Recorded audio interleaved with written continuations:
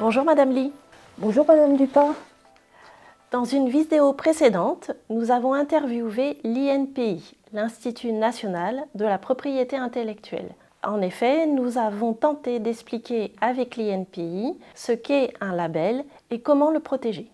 Aujourd'hui, nous vous proposons une interview de la directrice de l'INAO, l'Institut national de l'origine et de la qualité. L'INAO est en charge de la gestion des signes d'identification de la qualité et de l'origine. Dans ce contexte, Madame Lee, je vous propose de commencer cet entretien par une première question. Ces signes officiels sont-ils des labels agricoles?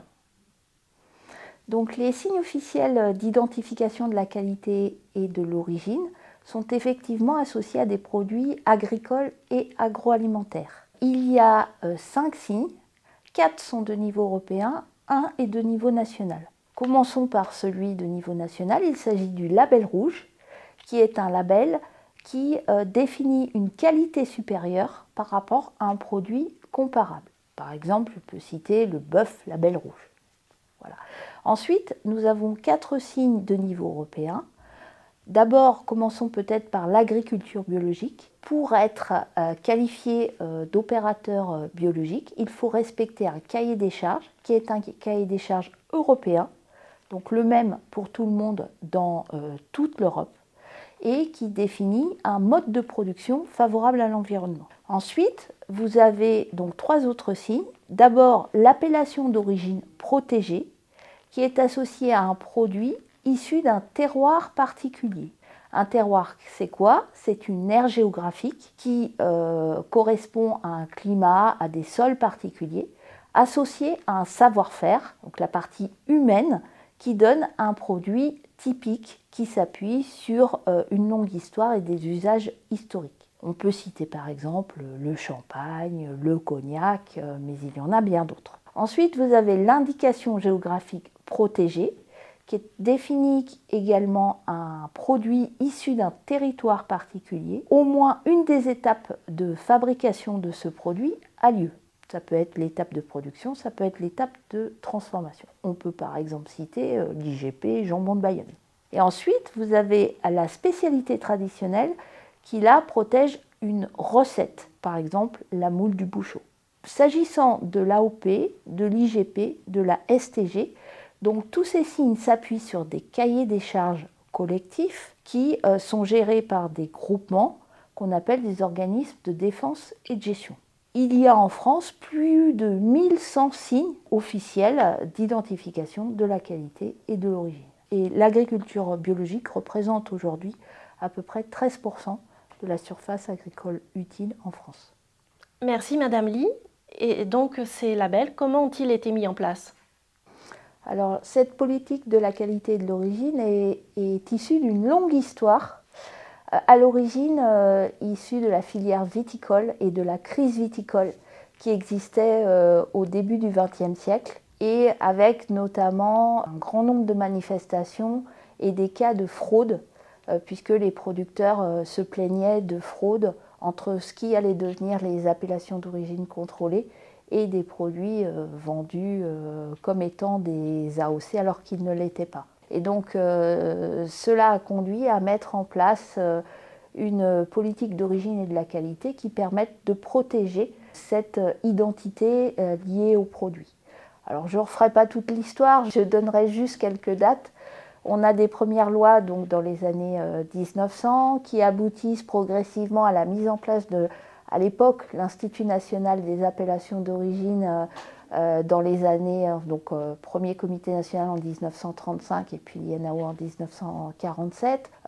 Ensuite, on a une première loi qui protège une appellation d'origine fromagère qui était le Roquefort à l'époque. Et puis on a dans les années 60 la création du label rouge et dans les années 80 la création de l'agriculture biologique. Ça c'est au niveau français. Et puis ensuite progressivement cette politique se met en place au niveau européen dans les années 2000 avec là aussi une succession de règlements qui aboutit à l'organisation qu'on a aujourd'hui. Et donc avec un objectif de ces politiques de protéger un savoir-faire, une qualité, un mode de production, comme j'ai pu l'expliquer, et d'apporter un grand nombre de garanties aux consommateurs. J'ai bien compris comment ces labels ont-ils été mis en place. Maintenant, qui décerne ces labels? Ont-ils une durée de validité? Alors il faut distinguer le signe officiel français et les signes officiels européens. Donc s'agissant du label rouge, les labels rouges sont reconnus par un arrêté d'homologation pris par le ministère de l'Agriculture et de la Souveraineté Alimentaire et la DGCCRF, c'est-à-dire le ministère de l'Économie, à l'issue d'un processus géré par l'INAO. S'agissant des signes européens, hors agriculture biologique, la reconnaissance se fait en 2 étapes. D'abord au niveau national, via un arrêté d'homologation pris par ces 2 ministères à la suite d'un travail réalisé au sein de l'INAO, et puis ensuite au niveau européen. Et donc c'est l'Union européenne qui, in fine, va reconnaître ces produits.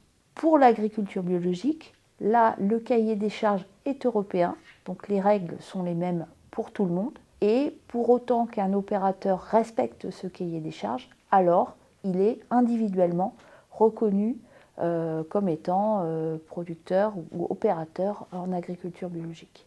Concernant la durée de validité, donc il n'y a pas de durée de validité, même s'il y a des règles spécifiques pour le label rouge, puisqu'un label rouge qui n'aurait pas été produit pendant 5 ans, ou bien dont on se rendrait compte que la qualité supérieure n'est plus si supérieure que ça par rapport aux produits standards, peut être annulé.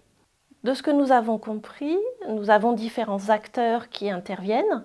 Est-ce les mêmes acteurs qui réalisent les contrôles ou est-ce d'autres acteurs?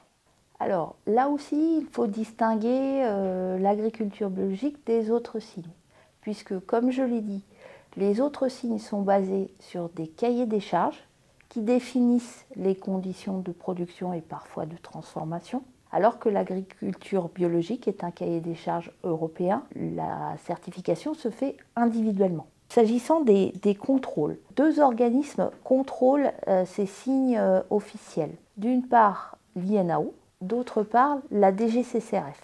L'INAO intervient avant la mise en marché des produits. La DGCCRF contrôle les questions de mise en marché, et notamment les questions d'allégation sur ces produits. L'INAO est en charge du contrôle des cahiers des charges. Donc pour ce faire, l'INAO ne réalise pas lui-même les contrôles. Il délègue les contrôles à des organismes qu'on appelle des organismes certificateurs ou des organismes d'inspection, qui sont des structures privées ou associatives, et qui doivent, pour pouvoir être agréés, être accrédités COFRAC. Donc l'INAO va contrôler un certain nombre de choses sur ces organismes et les agréer. Ça, c'est la première étape. Et deuxième étape, tout au long de la vie de cet organisme et de la vie des contrôles, l'INAO va contrôler que ces organismes font bien leur travail, soit au travers d'observations d'activité, soit au travers d'évaluations techniques de façon régulière de ces organismes, pour regarder comment ils appliquent les plans de contrôle qui sont associés au cahier des charges et également comment ils gèrent les manquements, donc c'est-à-dire les sanctions qui sont associées à ces plans de contrôle. Après, la DGCCRF, de son côté, va donc contrôler après la mise en marché, dans les supermarchés, dans les marchés, dans les restaurants, voilà, et donc va contrôler les allégations de ces produits, l'étiquetage, et peut être amené à remonter la chaîne sur chacune des étapes de fabrication de ces produits. Mais l'INAO et la DGCCRF, évidemment, ne travaillent pas sur les mêmes types de contrôles. Merci Madame Ly. Et donc, pour résumer, quel est le rôle de l'INAO vis-à-vis de ces signes? Alors l'INAO a 3 missions définies par le Code rural. La première, c'est la reconnaissance. Donc l'INAO participe au travail et est responsable de ce travail de reconnaissance. Depuis la proposition d'un groupement de producteurs, d'un organisme qu'on appelle un organisme de défense et de gestion, qui va souhaiter protéger un produit, au travers de différents signes. Donc ça, c'est la première étape, tout le travail qui va conduire à la reconnaissance du produit. Deuxième mission, c'est une mission de protection. Protection juridique contre la fraude, contre l'usurpation, contre l'évocation de ces produits. Et troisième mission, c'est une mission, on en a déjà parlé, qui concerne les contrôles. Et c'est dans ce cadre-là qu'il y a des coopérations entre le COFRAC et l'INAO, puisque, comme je l'ai expliqué, les organismes certificateurs ou les organismes d'inspection que nous utilisons pour réaliser les contrôles doivent être accrédités par le COFRAC. En effet, le COFRAC a pour mission d'accréditer les organismes tiers indépendants qui certifient ou inspectent des produits agricoles et alimentaires. Cela consiste à auditer ces organismes pour vérifier la fiabilité de leurs contrôles, pour vérifier leur indépendance et leurs compétences. En conclusion, certains labels agricoles et alimentaires sont des signes officiels reconnus et gérés par l'INAO. Ils sont délivrés par des organismes accrédités par le COFRAC sous la supervision de l'INAO. Pour en savoir plus, vous trouverez de plus amples informations sur le site internet de l'INAO. Et également, vous trouverez un certain nombre d'informations sur l'accréditation sur le site internet du COFRAC avec la liste des organismes accrédités à cet effet. Merci à tous.